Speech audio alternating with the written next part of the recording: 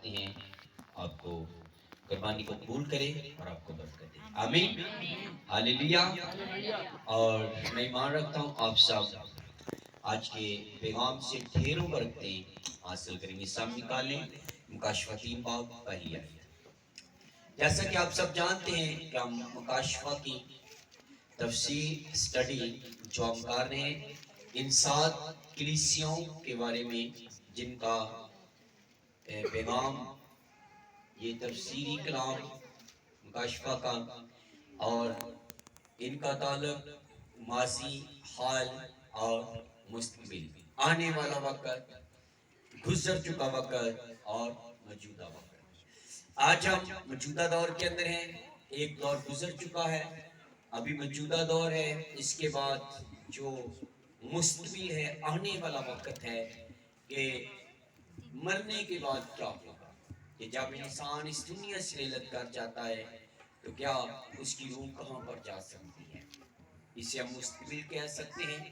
اس کے بعد کیا ہونے والا ہے، ہاللیلویا۔ اگر تو ہم مسیح کی کلیسیاں ہیں، تمہارے ساتھ کیا ہوگا؟ اسی طرح ان 7 کلیسیوں کے پیغام کے بارے میں ایک چرچ کو، ایک کلیسیا کو جاننا بہت ضروری ہے۔ چرچ کیا ہے؟ کلیسیا کیا ہے؟ کلیسیا کا جو مطلب ہے الگ کیے ہوئے، چنے ہوئے اور دنیا سے علیحدہ لوگ۔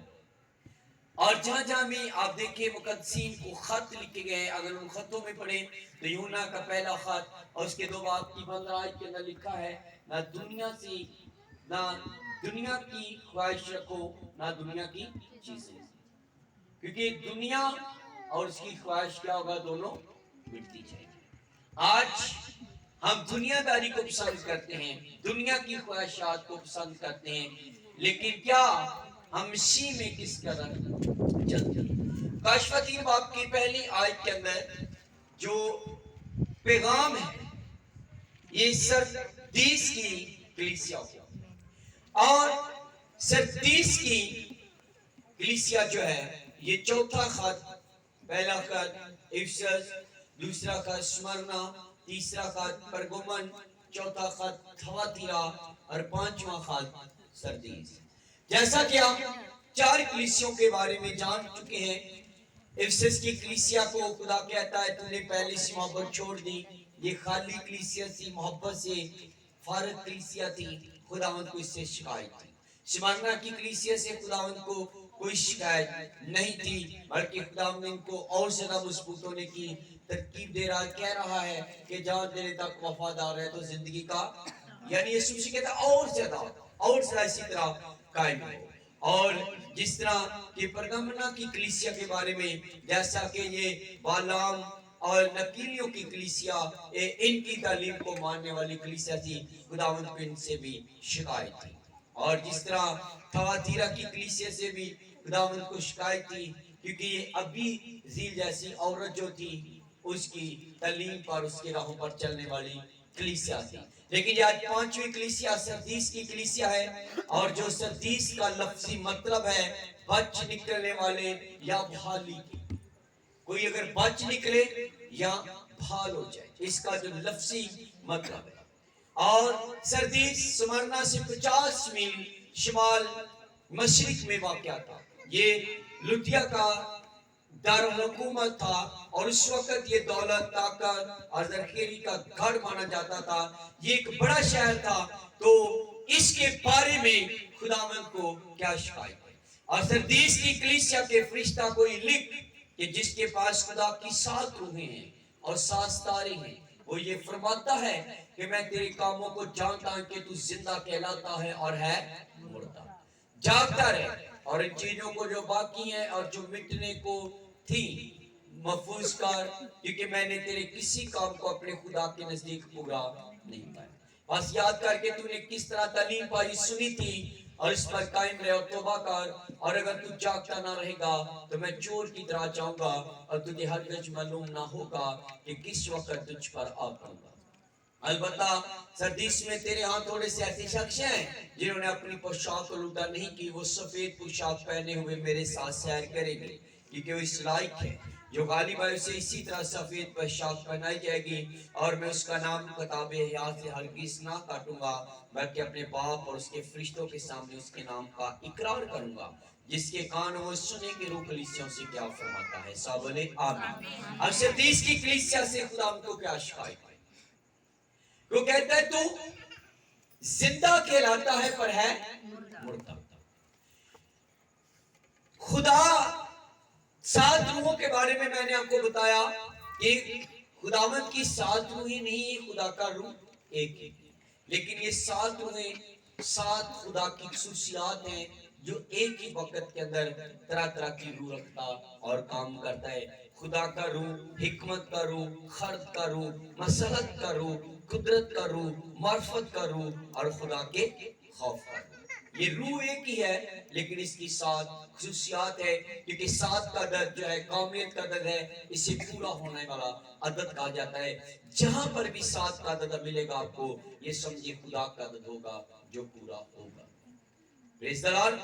تو سات روحیں، سات ستارے، یہ سات ستارے سات پاسبان ہیں، یعنی خدا سات ستاروں کا مطلب ہے کہ تمام پاسٹرز کو اپنے ہاتھ کے اندر رکھے ہوئے ہیں، اور میں تیرے کاموں کو جانتا ہوں۔ خدا سردیس کے ہر کام کو، سردیس کی کلیسیا کے نہیں بلکہ حال، مستقبل اور ماضی ان تمام کہ مسیح چیزوں کاموں کو جاننے کی قدرت رکھتا ہے، اور وہ ان کو کھا کر رہا ہے۔ تو زندہ کہلاتا ہے پر ہے مردہ۔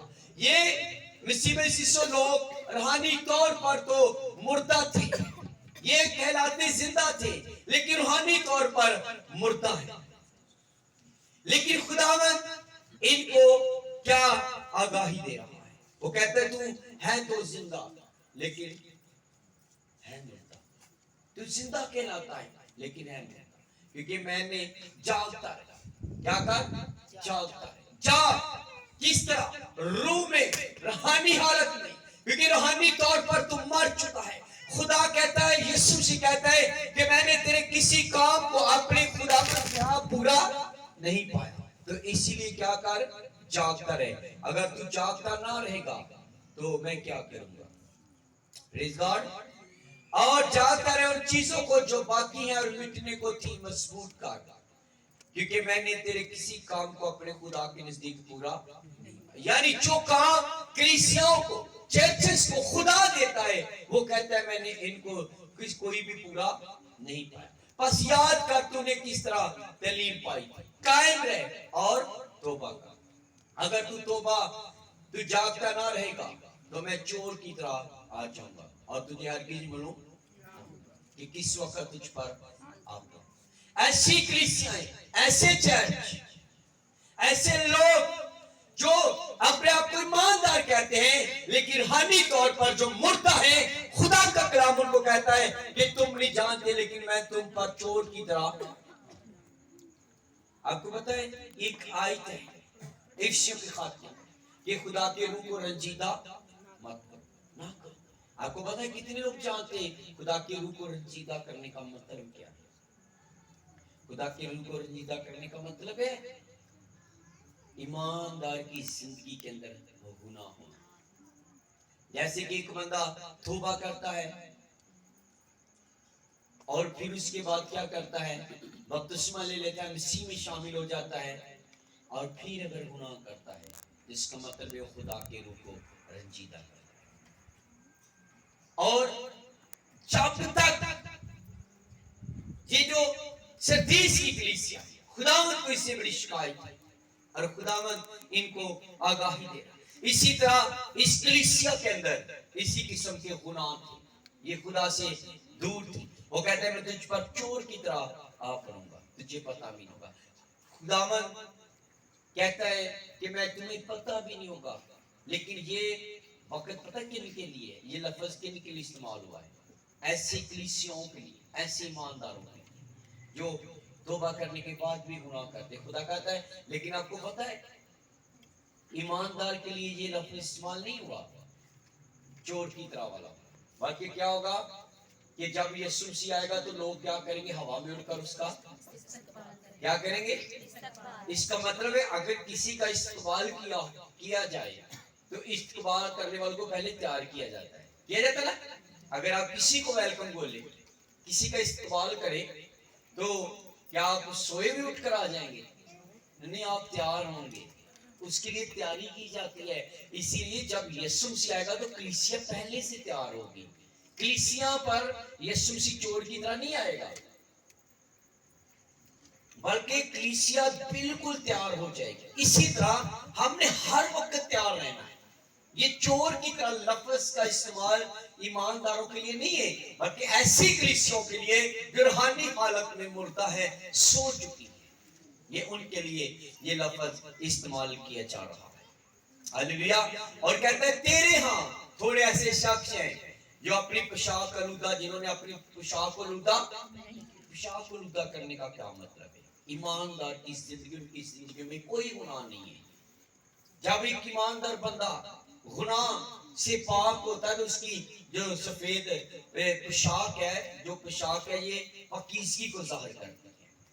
وہ سفید پوشاک پہنے ہوئے میرے ساتھ سیر کریں گے کیونکہ وہ اس لائق ہے. ہم نے سوچنا ہے کہ کیا میں چرچ میں کلیسیا، یسوع کا بدن، یسوع کی دلہن، یسوع کا گھرانہ، تو کیا میں اس لائق ہوں کہ میں سفید پوشاک پہن کر خداوند کے ساتھ میں کیا کروں؟ سیر کروں. اسی لیے یہ سردیس کی کلیسیا کو پیغام ہے. یسوع مسیح نے 5 چیزیں سردیس کی کلیسیا کو بتائی ہیں. نمبر 1 ہوشیار رہو، نمبر 2 روحانی مضبوطی، نمبر 3 یاد رکھنا، نمبر 4 ثابت قدمی، اور نمبر 5 توبہ. 5 قسم کی آگاہی یسوع مسیح سردیس کی کلیسیا کو، بلکہ حال کی کلیسیا کو، جو حاضر کلیسیا، موجودہ کلیسیا ہیں، ان کو یہ آگاہی خداوند یسوع مسیح دے رہا ہے. اور وہ بھی کہتا ہے جو غالب آئے اسے اسی طرح سفید پوشاک پہنائی جائے گی، اور میں اس کا نام کتاب حیات سے ہرگز نہ کروں گا، بلکہ اپنے باپ اور اس کے فرشتوں کے سامنے اس کے نام کا اقرار کروں گا. اب یہ کتاب حیات سے نام کاٹنے کا کیا مطلب ہے؟ یعنی خدا کہہ رہا ہے اگر تم نے یہ کام نہ کیا، تم کہلاتا تو زندہ ہے لیکن اگر تم نہ جاگا، تو روحانی طور پر اگر ٹھیک نہ ہوا، تو میں تیرا نام کتاب حیات سے کاٹ دوں. اگر تم ایسا کرے گا تو تیرا نام میں کتاب حیات سے کاٹوں گا نہیں. ایک بندہ جب یسوع مسیح کے نام کا اقرار کر لیتا ہے، جب یسوع مسیح کو قبول کر لیتا ہے اور یسوع مسیح میں آ جاتا ہے، اور اگر اس کے بعد اس کا نام کتاب حیات میں لکھا جاتا ہے، اگر وہ پھر گناہ کرتا ہے، اپنے گناہ سے باز نہیں آتا، بار بار گناہ کرتا رہتا ہے، تو اس کا نام کتاب حیات سے کاٹ دیا جاتا ہے. موسیٰ نے کہا تھا اے خدا تو اسرائیل کا گناہ معاف کر، نہیں تو میرا نام اپنی کتاب سے کاٹ. موسیٰ کہہ رہا ہے خدا کہ اگر تو اسرائیل کا گناہ معاف نہیں کرے گا تو میرا نام کتاب حیات سے کیا کرنا؟ کاٹنا. پریز دی لارڈ. تو آپ کو پتہ چلا کہ سردیس کی کلیسیا سے کیا خداوند کو شکایت ہے کہ آج ہم روحانی طور پر مردہ ہیں، کہلاتے تو ہم زندہ ہیں. تو کیا ہم روح میں کن کاموں کو پورا کر رہے ہیں؟ کیا ہم چہر شانہ روٹین کے ساتھ، بائبل روٹین کے ساتھ پڑھنا، روزمرہ کی زندگی، اپنا بیہیویئر، اپنا چال چلن، کردار، ہم کیسے مسیح میں ہیں؟